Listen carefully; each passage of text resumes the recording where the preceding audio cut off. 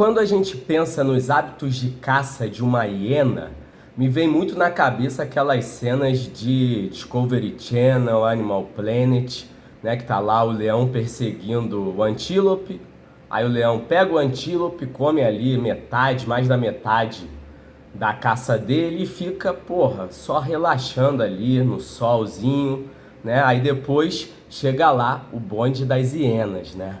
Ah, queremos o resto da sua comida, né? O leão fica meio irritado ali, dá uma rugida, tenta afastar as hienas, né? Mas às vezes o que acontece é que chega um momento em que o leão, mano, quero arrumar problema pro meu lado não, essas hienas são muito chatas, eu já tô aqui empanturrado, vou ralar peito, né? E aí as hienas fazem a festa com a carcaça, né? Eu acho que se tem muito essa ideia de que a hiena se alimenta mais de carcaça, de animais mais idosos e debilitados, né? Filhotinhos, e eu acho que é uma boa analogia, né, de se fazer entre uma hiena e a política de transferências do Fluminense aí sob a gestão Mário Bittencourt, né? A gente está agora em meio a uma janela de transferências, em meio a essa novela Hulk, uma novelinha também Savarino, né? E eu acho que essa janela ela segue o padrão,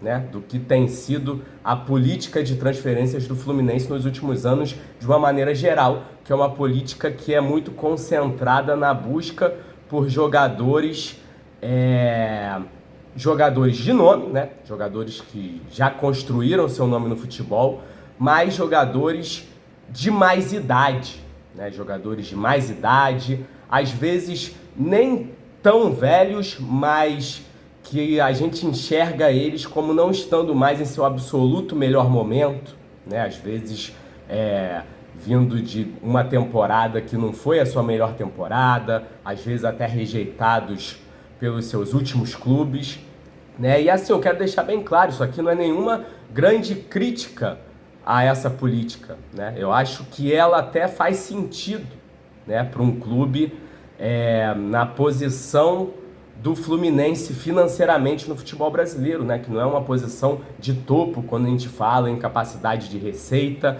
e tudo mais. E quando a gente olha para os resultados, né, que essa política trouxe, cara, eu acho que, porra, de uma maneira geral, os resultados do Fluminense nos últimos anos têm sido positivos. E, cara, a gente ganha uma Libertadores contratando assim, né? A gente conquista uma Libertadores porque resolveu contratar um Germancano com 34 anos, né? Um Germancano que foi bem no Vasco, mas que a sua última temporada no Vasco foi a sua pior, né? Foi a temporada em que ele foi mais criticado, né? Então tu pega um jogador com 34 anos, vindo de uma temporada que foi sua pior no futebol brasileiro, né? A gente poderia pensar que, porra, esse cara tá aqui numa trajetória de declínio, né? Será que ele vai ter o seu melhor momento com a camisa do Fluminense? E teve, né? A gente sabe o que aconteceu. Então eu acho que não dá, né? E não foi só o Germancano, né? Foi Germancano, foi Felipe Melo, foi Marcelo, foi Keno, né? É claro que não dá para resumir a nossa política de transferências a isso, né? A gente também complementa essa busca por medalhões mais veteranos também com uma busca por apostas. O Arias foi uma aposta até bem obscura, né? Que hoje em dia, quando a gente fala em aposta no mercado sul-americano, tem muitos jogadores com muito hype que os times precisam suar e ter uma concorrência grande para conseguir trazer. E não foi o caso do Arias, né? Só o Fluminense foi atrás do Arias, porque o Arias jogou bem contra a gente numa Libertadores, né? A gente pegou ele por um valor ali irrisório e o cara explodiu e aconteceu ali tudo o que aconteceu. Então, assim, eu acho que é uma política que faz sentido. Eu acho que muitas das críticas, elas vêm de um lugar meio até inocente de que, porra, a gestão boa tem que ser sempre aquela que contrata jovens para você ter resultado esportivo e financeiro depois com eles. Eu acho que se fosse assim sempre no futebol brasileiro, o Bragantino, cara, seria uma grande força aqui.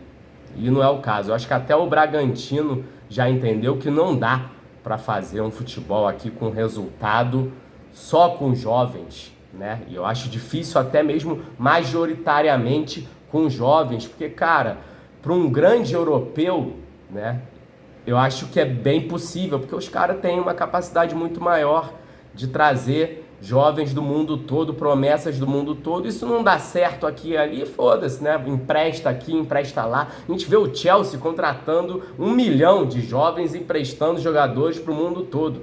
E aí um ou outro dos que são aqueles que realmente vão virar craques, os caras vão e botam no time deles, né? Aqui no Brasil, porra, a gente não tem condição de fazer isso tão facilmente, né, cara? Eu acho que é uma coisa mais limitada. Eu acho que aqui a gente precisa realmente ter um elenco mais distribuído, né? Mais distribuído. Mas, por outro lado, eu acredito também que o torcedor do Fluminense, ele sente falta, cara, de mais contratações que fujam um pouco dessa lógica mais de extremos, né? De ou medalhão ou aposta absoluta, né? A gente queria ver um pouco mais o Fluminense buscando jogadores que estão no momento mais ali de realidade, né? De próximo do auge e também com uma curva ali de crescimento maior, né? E assim, isso não quer dizer que o Fluminense também não faça esse tipo de contratação às vezes, né? Nem se faz. Eu acho que a contratação do Hércules se aproxima um pouco disso, né? E principalmente na contratação aí do Lúcio Acosta, né? Porque por mais que sim, tivesse um elemento de aposta aí, mas cara, no fim das contas a realidade é que o Fluminense contratou um craque, né? Um jogador que é uma realidade total hoje, né? Então assim, dá para fazer, né? Muita gente até quando a gente voltando aqui essa novela Hulk, né? Os defensores dessa contratação, e aqui eu não estou me colocando nem como crítico nem como defensor, mas eu acho que os defensores dessa contratação, eu vejo muito um argumento de mas não tem no mercado, né, 9 que vai te garantir bom futebol, é muito difícil, e os que tem estão tudo em valores que estão acima das nossas possibilidades. A gente vê hoje um Caio Jorge ali, Flamengo fazendo proposta de 30 milhões e sendo rejeitado, né, cara? Mas assim, eu acho que por outro lado não dá pra gente esquecer que o Caio Jorge, né, esse mesmo Caio Jorge, ele foi contratado pelo Cruzeiro ano passado por cerca de 4 milhões de euros, né? Que é um valor que é totalmente acessível para o Fluminense hoje. Eu acho que não é impossível. Eu acho que é difícil, mas dá sim, com criatividade, buscando encontrar soluções. Eu acho que dá para você fazer mais contratações de jogadores que estão mais perto ali de um auge, que tem uma curva ali de crescimento maior, de você não ficar sempre dependendo, às vezes, de reverter uma curva de carreira de um jogador que parece que está em decadência, e o Fluminense sempre tem que ficar, né? Em outro contexto, a gente consegue fazer você render. Muitas vezes o Fluminense consegue, né? Mas muitas vezes também não. O ponto é esse. Eu dei exemplos aqui de, né? Falei bons resultados, jogadores que deram certo, mas a gente também está cansado de saber que muitas vezes essas apostas em medalhões e em apostas mais obscuras não dão resultado, né? Exemplos não faltam no Fluminense. Eu acho que se o Fluminense conseguisse ter um pouco mais de criatividade e encontrar soluções melhores, né? Um dinheiro aí que foi desperdiçado em jogadores que não deram certo poderia ter ajudado o Fluminense a ter resultados ainda melhores, né? Nos últimos anos. E aqui, assim, voltando ao assunto principal do vídeo, né?